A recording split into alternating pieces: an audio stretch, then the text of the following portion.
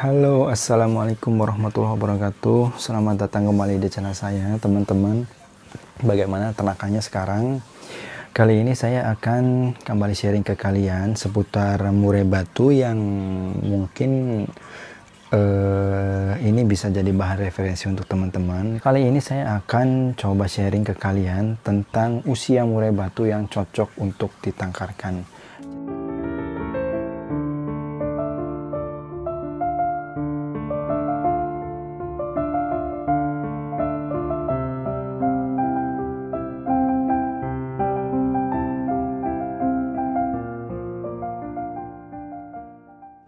Jadi teman-teman silakan saksikan video ini sampai selesai, jangan skip, dan mudah-mudahan ini juga bisa jadi bahan referensi untuk teman-teman semua.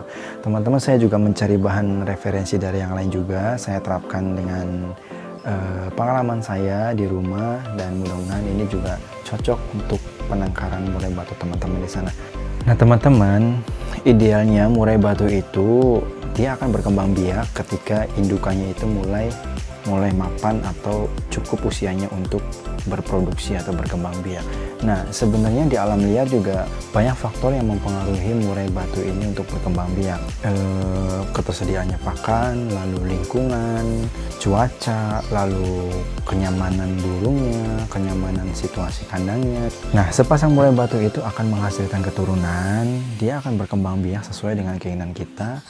Banyak faktornya, tetapi salah satunya adalah faktor usia. Jadi usianya itu harus benar-benar mencukupi teman-teman. Jangan ketika usianya masih sangat muda kita langsung kawinkan. Mungkin bisa jadi itu berjalan seperti yang kita inginkan, tapi hasilnya akan lebih maksimal jika usianya itu sudah mencukupi. Mungkin ini ciri-cirinya teman-teman murai batu yang mungkin bisa dikatakan sudah mencukupi usianya. Seekor murai batu jantan jika usianya sudah mencukupi, dia pasti cirinya itu gacor, dan biasanya kalau dia itu gacor berarti dia sudah mulai angkat birahinya. Jadi birahinya sudah masuk untuk bisa cepat ditangkarkan. Nah, murai batu jantan ini biasanya ketika didekatkan dengan betina, suaranya itu akan lebih lantang dan ngerol biasanya itu, lalu dengan mengangguk-anggukkan kepalanya. Jadi teman-teman ketika melihat murai batu itu seperti itu, cirinya biasanya murai itu sudah siap untuk ditangkarkan. Tadi murai batu jantan, nah lalu bagaimana ketika murai batu betina sudah menandakan kalau murai batu itu sudah siap untuk kawin? Jadi murai batu betina biasanya dia akan menandakan birahinya dengan mengepakkan sayapnya itu, kalau bahasanya itu ngeper ya teman-teman. Lalu biasanya itu si betina akan sering mengangkut sarang. Biasanya kan kalau betina itu ketika penjodohan, teman-teman juga bisa simak video saya sebelumnya tentang penjodohan. Jadi betinanya itu kalau memang penjodohan, biasanya betinanya akan ditempatkan di tempat penangkarannya terlebih dahulu sebelum jantannya dibarengkan dengan betinanya di tempat tangkaran. Biasanya betinanya dulu di tempat tangkaran, lalu disebar sarang di bawah. Biasanya itu betinanya akan cepat mengangkat sarang kalau memang betinanya sudah siap untuk ngawin. Jadi biasanya faktor tidak berhasilnya itu di jantan ya teman-teman, karena sangat birahi sekali, sangat galak sekali, karena memang tipe-tipe burung fighter itu kan di lapangan udah sangat luar biasa. Ketika ditangkarkan dia akan galak ke betinanya. Jadi kita harus bisa siasati sedemikian mungkin, semaksimal mungkin agar burung itu sudah pasti berjodoh dan siap untuk kawin. Jadi usianya itu lebih penting teman-teman, karena usia semakin baik usianya, semakin mapan usianya, maka semakin baik untuk ditangkarkan, semakin akan menghasilkan keturunan yang baik pula. Nah teman-teman, mungkin saya ada satu referensi ya teman-teman. Ini dari situsnya Om Kicau, omkicaublogspot.com. Teman-teman bisa simak di sana. Itu untuk murai batu betina hasil tangkapan hutan biasanya siap berproduksi pada usia 1 tahun. Tapi sudah bisa dijodohkan pada usia 8 bulan. Jadi teman-teman, untuk betina sebenarnya di usia 8 bulan atau mungkin 1 tahun kurang itu sudah bisa proses penjodohan. Jadi sudah siap berproduksi. Biasanya di usia-usia segitu betina sudah mulai birahi dan mau angkat sarang. Tapi terlepas dari itu, jantannya harus bisa semaksimal mungkin usianya mapan, teman-teman. Sedangkan murai batu jantan hasil ternak bisa mulai berproduksi pada usia 2 tahun. Nah, ini hasil tangkaran, jadi biasanya dicirikan dengan murai batu jantan itu menggunakan ring, teman-teman.